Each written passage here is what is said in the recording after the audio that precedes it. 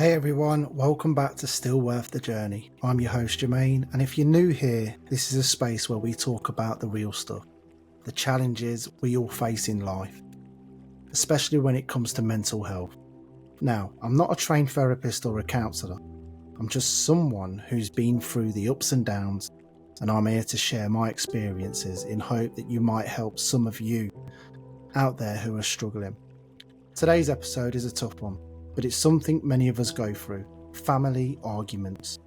We all know how much they can hurt, how they can leave us feeling drained, upset, and sometimes even hopeless. The people we love the most can also be the ones who hurt us the most. And when those arguments happen, they can take a real toll on our mental health. So if you're dealing with tension at home, arguments with loved ones, or just feeling the weight of unresolved conflicts, this episode is for you. We're going to talk about why family arguments can be so tough, how to manage your emotions during and after a fight, and some tips for finding peace and moving forward. Let's get into it. Understanding the emotional impact of family arguments. Let's be real, family arguments can cut deep. When there's conflict within a family, it can feel like your whole world is out of balance. The home is supposed to be our safe place. The people we love are supposed to have our backs. So when that space is filled with tension, it can really mess with your head. I've been there. I've had those arguments that leave you feeling like you're on the edge, like nothing you say is going to be right. And like there's this huge weight on your chest that just won't go away. The hardest part, sometimes it's not just one argument. It's the same fight over and over again, about the same issues that never seem to get resolved. This kind of ongoing tension can lead to anxiety, depression, and even leaving feelings of isolation. You might start to dread going home or talking to certain family members, and that can make it hard to find any kind of peace. So let's talk about how we can protect our mental health when family arguments happen. Tips for managing family arguments and protecting your mental health. Here are some things that have helped me when dealing with family arguments.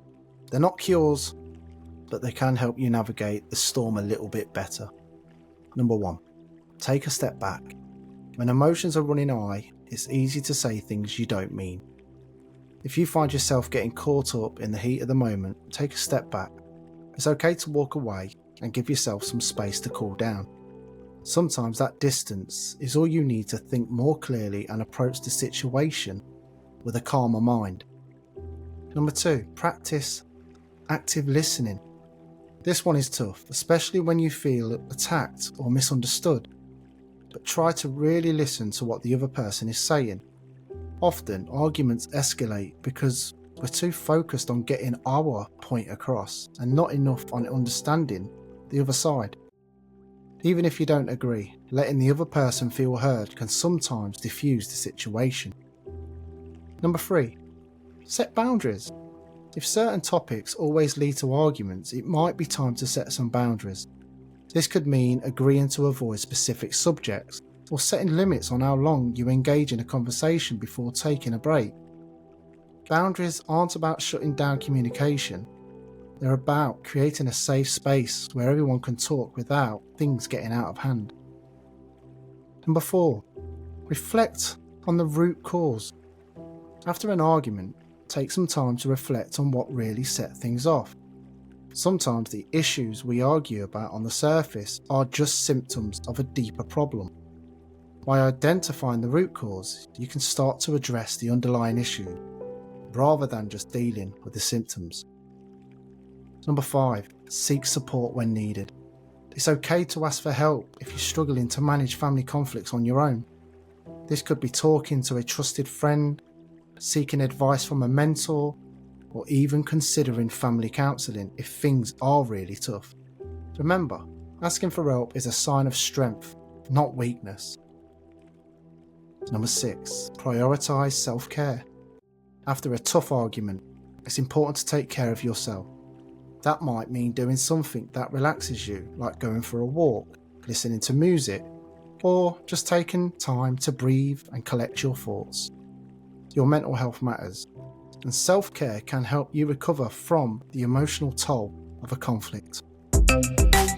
Finding peace and moving forward. So we've talked about understanding the impact of family arguments and some strategies for managing them. But what about moving forward? How do we heal after the hurt and find peace in our relationships? First, it's important to remember that healing takes time. Don't expect things to be perfect overnight. It's okay if you need some space to process your emotions, or if you're not ready to have that big conversation just yet. Give yourself the grace to heal at your own pace. Second, focus on rebuilding trust and communication. Apologising when you're wrong, forgiving when you've been hurt, and working together to find solutions that can help repair the cracks in your relationship. It's not easy, but it's definitely worth it. And remember, it's okay to protect your own peace. If certain relationships are consistently toxic and damaging to your mental health, it's okay to distance yourself or redefine those relationships in a way that's healthier for you. As we wrap up today's episode, I want to remind you that family arguments, as painful as they can be, don't have to define your relationship or your mental health. You have the power to manage those conflicts, protect your peace, and find a way forward. Thanks for tuning in to Still Worth the Journey. If this episode spoke to you, please share it with someone else who might need to hear it. And don't forget to subscribe so you don't miss any of our upcoming episodes.